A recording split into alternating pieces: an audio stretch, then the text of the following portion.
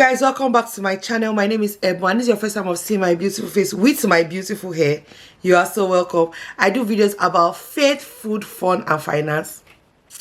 Today is story time. As you can see in the description, my ex told me that I was going to marry for money. I'm going to give a lot of context, and I'm going to be discussing marriage and money, or dating and money today, because I feel like it's a very important conversation. So I was watching a movie with my ex, and in this movie the lady was dating a guy. The relationship was going pretty decently, but I just had this feeling that the boy was following her for her money. I can't remember the name of the movie today, but that was the sense I got. So I told my ex in the moment that no, this relationship is a bit off, and it's obvious that this boy is after this girl's money.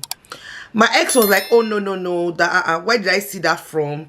The movie continued, and I kept on seeing little red flags here and there that made me feel like, this boy, no, he doesn't love her. There's a money background thing to it.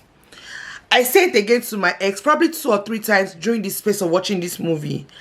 And all of a sudden, my ex turns to me and says, it is evident that you're going to be marrying for money. I was pretty hurt by the statement, so because at that point in time my mouth was not well skilled, I replied him and said, if I was going to marry for money, then I will not be dating you. Ouch. Now I acknowledge and admit that it was a wrong thing to say, but I was hurt, and my dear, you threw a bazooka, so I threw my own back.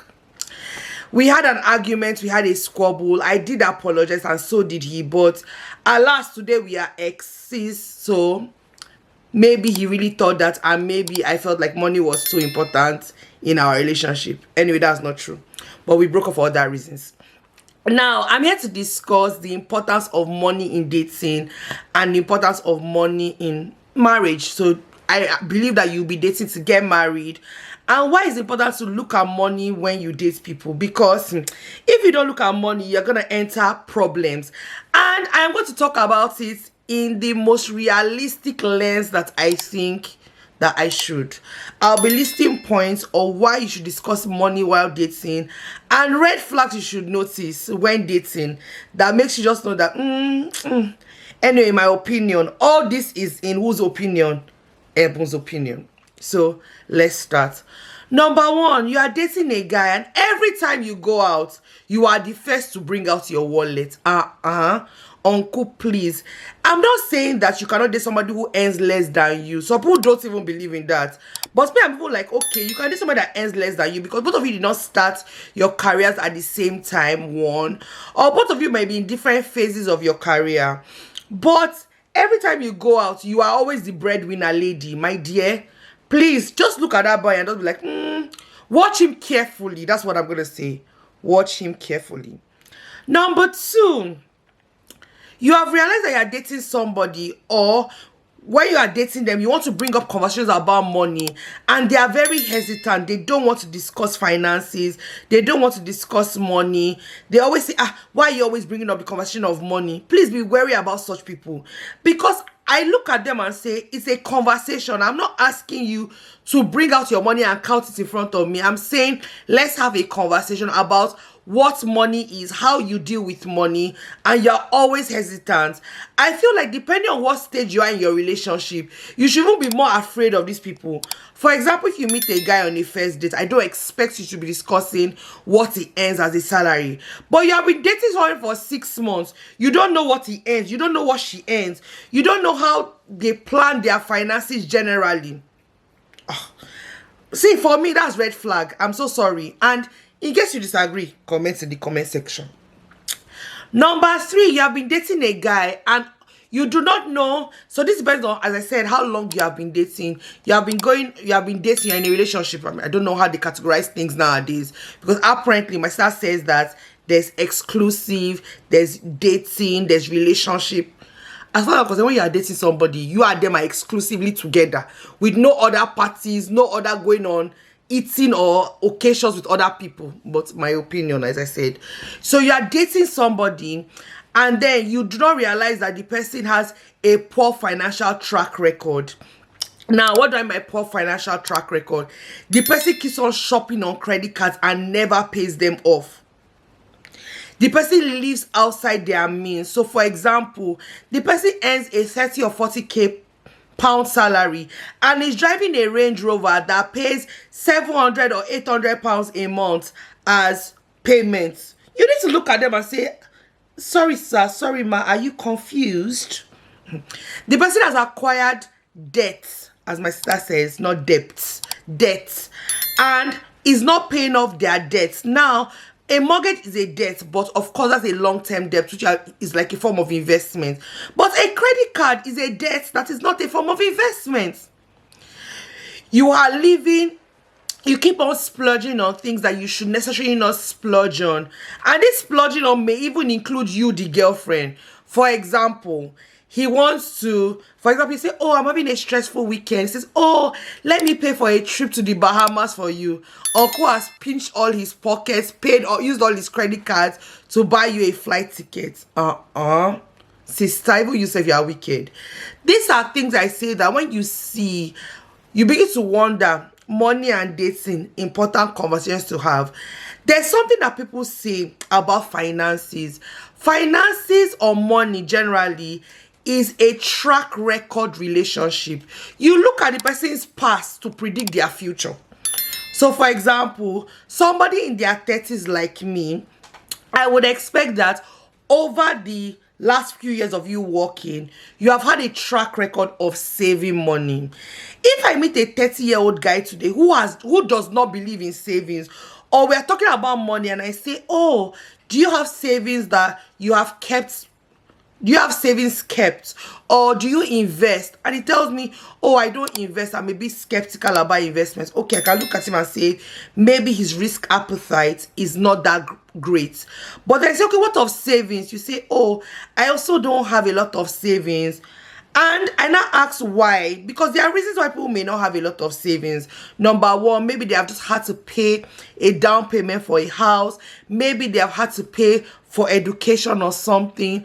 But then he has not said anything that makes you realize, oh, this is the reason why I don't have a savings, or there's a justification to not having a savings. I'm wondering, should you really be dating this person? These are honest, factual conversations. Are you really in the right relationship with the right person? Just think about it. I know there are a lot of factors to consider when you are dating. You want to make sure that both of you are in the same spiritual landscape. What do I mean by that? You both believe in the same God. You believe that the God you serve is the one true religion. You will not understand the context to this, but and you believe in the same. So for example, you are a Christian, you are dating a Christian who has similar belief systems in Christianity as you. Of course, that's one of the things you look out or look for when dating. Another thing you may look for is compatibility. So for example, he makes you laugh, he's funny, depending on what you like. Then you can start to look at physical attributes. Oh, is he tall, dark, and handsome, short, fat, and stubby, depending on what you like, because everybody likes a certain thing. Then you begin to look at other things. But as far as I'm concerned, before you start looking at even physical attributes, financial attributes are important. Because if you don't look at financial attributes, you may meet a guy who is a Christian, God-fearing, and all of that, and he may tick all the boxes, but financially, he is lazy and immature. And in my opinion, you should not date financially immature or lazy people. I know people say, boo. I'm very serious. I feel like I've seen a lot of married couples that have said, at the end of the day, when you go to the butcher shop, you are not paying with your honeymoon looks or your he loves me looks. When you have children, you're not going to plan their college fund based on he loves me, I love you. No, you're going to plan it based on savings and investment cultures. This is why when you are dating people, the money conversation is very important, very robust. I feel like it's a more detailed conversation than people are willing, or let's say, yeah, people are willing to admit to. A lot of people say, oh, we discussed money, we discussed, oh, what he earns. He earns a good amount of money. Yes, a good amount of money is the starting point. But a lot of people earn a good amount of money and have terrible saving culture, terrible investment culture, no financial habits. So therefore, though they earn a lot of money, it is insignificant in the grand scheme of things because there is nothing to show for it. Can you see why you should have financial conversations before and when you are dating? I know a lot of you say, Ebun, some men will not disclose, some women will not disclose. I feel like people that will not disclose this information, or people don't disclose this information for many reasons. I can understand why. But if you know that you are serious and you are intentional about the person you want to end up with, when the person asks you certain questions, you begin to realize that you and them are on the same wavelength. And when you realize that you and somebody are on the same wavelength and you are going towards the same goal, there's a willingness to answer the question. Please correct me if I'm wrong. If you have dated people that you have asked about how much they earn, how their savings go, and they have said they are not willing to answer, please, can you share why? Another thing I'm going to say is that if you are willing to ask those questions, you should also be willing to answer them. There is an expectation that if you're going to talk about finances, you should be open enough to discuss your own finances. Please, I don't believe in, the man should tell you what he earns and all that you are bringing to the, all that he is bringing to the table.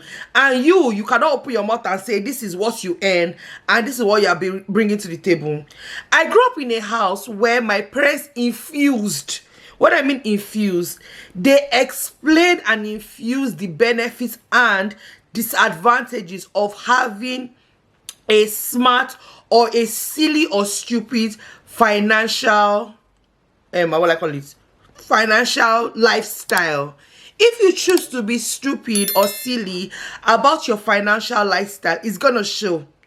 Because when push comes to shove, you will not be able to present what you need to present. So for example, you meet guys that earn or women that earn in the hundreds of thousands and they can't show anything. All they can show is that they have traveled the world. I'm happy, I love traveling, I enjoy it, I advise it. But traveling is a cost. There is no future benefit to traveling except saying, I've gone there and I've done that. Really, your financial pocket or your financial beauty, as I would say, is in the savings and the investments that you would make or you have made and the returns that you would benefit from them.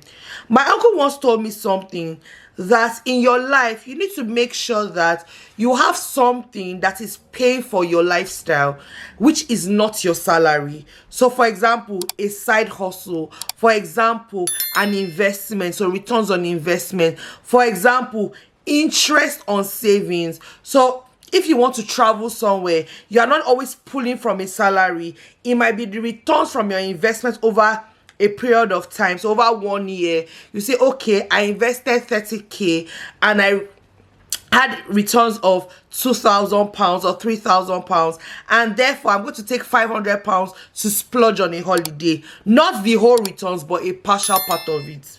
Anyway, I hope I'll be able to convince you on the importance of having financial conversations while you date.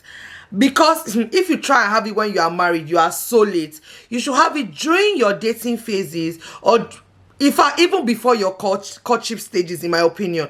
When you meet a guy and you guys are getting serious and he has asked you out and you are about to date him, having a money conversation is not a red flag. As far as I'm concerned, it's a green flag.